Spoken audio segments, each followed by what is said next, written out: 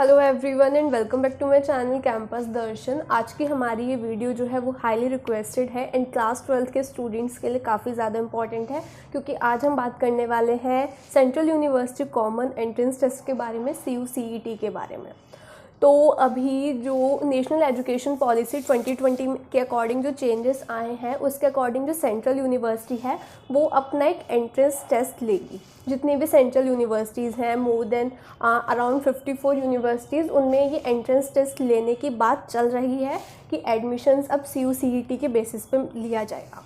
अब चांसेस के बारे में बात करूं, जिस स्पीड से केसेस बढ़ रहे हैं, आपके क्लास 12 के जो एग्ज़ाम्स हैं वो पोस्टपोन्ड हो चुके हैं। अगर बाय चांस, मतलब चांसेस तो वैसे कम ही हैं क्योंकि क्लास 12 के एग्ज़ाम्स कैंसिल नहीं होने चाहिए, बट अगर हो जाते हैं तो CUCET ज़रूर ही होगा। बट अगर ये नहीं होते तो हो सकता है कि CUCET ना हो। चांसेस थोड़े से कम है इस बार की सिचुएशन को देखते हुए, बट चांसेस कम है बट है। तो चलिए सिलेबस वगैरह की बुक्स की थोड़ी सी बात कर लेते हैं, ताकि आप अभी से तैयारी करनी शुरू कर दें एंड अगर होता है तो आपका वो टेस्ट जो है वो आराम से निकल जाए। अगर मैं बेसिक स्ट्रक्चर के बारे में बात करूँ तो आप सभी को पता है प्रॉपर सिलेबस नहीं आया है, बट जो बेसिक स्ट्रक्चर रहता है वो ऐसा रहता है कि एक साइड तो आपका एप्टीट्यूड आ गया और दूसरी साइड आपका सब्जेक्ट आ गया। अब MCQ टाइप क्वेश्चंस होंगे, 3 घंटे का टाइम दिया जाएगा आपको, ये बात हम सभी को पता है। अब पहले सब्जेक्ट वाले पोर्शन पर बात कर लेते हैं। कुछ कोर्सेज ऐसे होंगे जिनके जो एंट्रेंस टेस्ट में कुछ क्वेश्चंस जो हैं वो आपके सब्जेक्ट के डोमेन से पूछे जाएंगे। अब ये आपका कोई सा भी हो सकता है, चाहे वो हिस्ट्री ऑनर्स हो, फिलॉसफी ऑनर्स हो या फिर जर्नलिज्म ऑनर्स हो, तो उसमें मीडिया एप्टीट्यूड से कुछ क्वेश्चंस आपके पूछे जाते हैं। अब इनकी वेटेज अभी डिसाइड नहीं है, हो सकता है 50% हो, 25% 75% हो, बट ऐसा होता है। तो ये कुछ कोर्सेज़ में होते हैं कि आपके जो सब्जेक्ट है उनसे कुछ क्वेश्चंस पूछे जाएंगे। इसकी तैयारी आप बाद में कर सकते हैं, जब आपका प्रॉपर सिलेबस आ जाए, कौन कौन से कोर्स में ऐसा होगा, ये चीज़ें आ जाए। बट आप अभी इनकी तैयारी कर सकते हैं, एप्टीट्यूड की तैयारी कर सकते हैं। अब इस एप्टीट्यूड के अंदर सबसे पहले हम बात कर लेते हैं जनरल अवेयरनेस, GK के बारे में, साथ में करंट अफेयर्स के बारे में।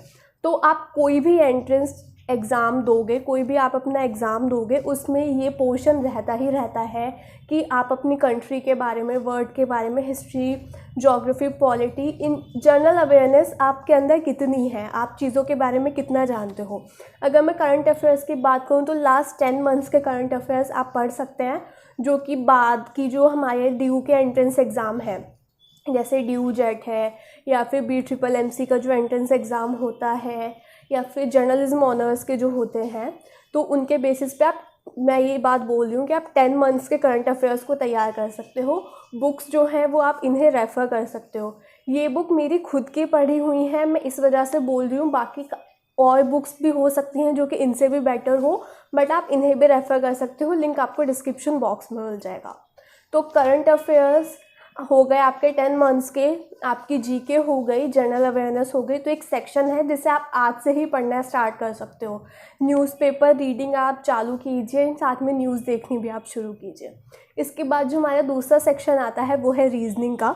अब रीजनिंग में लॉजिकल एंड एनालिटिकल रीजनिंग जो है, नॉन वर्बल रीजनिंग जो है, उनके लिए आप ये अरिहंत की ये बुक को रेफ़र कर सकते हो। ये मेरी खुद की पढ़ी हुई है, इस वजह से ये बुक मैं बोल रही हूँ, वरना काफ़ी सारी बुक्स हैं जो कि आप पढ़ सकते हैं। अगर मैं बात करूँ तो रीजनिंग के जो कुछ पोर्शन है वो काफ़ी ज़्यादा स्कोरिंग रहता है, तो आप रीजनिंग की तैयारी करनी अभी से शुरू कर सकते हो।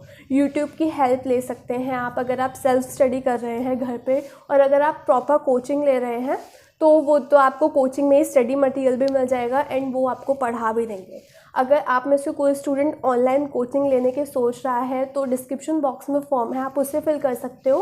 We will guide you and आपको कोचिंग क्लासेस हम प्रोवाइड करवा देंगे। तो आप रीजनिंग के लिए इस बुक को रेफ़र कर सकते हो। साथ में जो सिलेबस है रीजनिंग का वो आपको स्क्रीन पे आ रहा होगा। इसके बाद अगर मैं बात करूँ तो लैंग्वेज। अब लैंग्वेज में इंग्लिश लैंग्वेज पर आपकी कितनी कमांड है वो चेक की जाती है, बेसिकली ग्रामर पे, एंड आपकी वोकैबुलरी कितनी स्ट्रॉन्ग है। अब जो कॉम्प्रिहेंसिव पैसेज होता है वो आपको रीड करना होता है, जो कि आप स्टार्टिंग से करते आ रहे हो, बट लेवल हाँ थोड़ा सा बढ़ जाता है। उसमें सिनोनियम एंटोनियम्स काफ़ी सारे होते हैं। मतलब ब्लैंक में किसी वर्ड को डालना, ये प्रॉपर जो सिलेबस है ये एक्सपेक्टेड है, जो आप अभी तैयारी करनी शुरू कर सकते हो। ये बिल्कुल प्रॉपर नहीं है क्योंकि अभी प्रॉपर आया भी नहीं है, तो आप इन्हें देखकर तैयारी शुरू कर सकते हो। इसके बाद अगर मैं बात करूँ तो आती है हमारे पास न्यूमेरिकल एबिलिटी। तो इसके लिए ये सिलेबस है, आप इनके ऊपर ध्यान दे सकते हैं। या अगर आप सेल्फ स्टडी करने के सोच रहे हैं तो आप बोर्ड के एग्ज़ाम के साथ भी अगर आप 1 या 2 घंटा देते हो दिन में, तो आपका ये CU/CET बहुत आराम से निकल जाएगा। प्रॉपर टाइम मैनेज करके चलिए, जो कि आप 12th क्लास के स्टूडेंट हो, आपको उस चीज़ में दिक्कत नहीं आनी चाहिए।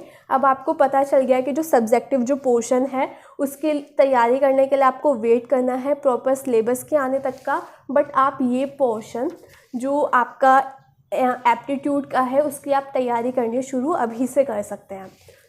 Thank you for this video. अगर मैं चांसेस के बारे में बात करूँ तो जैसे कोरोना केसेस इतने बढ़ रहे हैं तो चांसेस CU/CET के थोड़े से कम हो जाते हैं, क्योंकि मोर देन 40 यूनिवर्सिटीज़ जो हैं वो अगर टेस्ट लेंगे तो आप सोच सकते हो कितने नंबर ऑफ़ स्टूडेंट्स देंगे।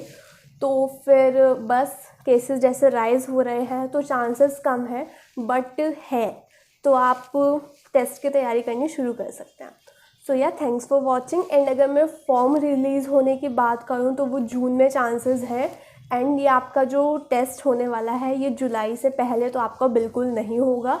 तो आप खुद मान के चलिए कि आपके पास तैयारी करने के लिए कितना टाइम है। Thank you.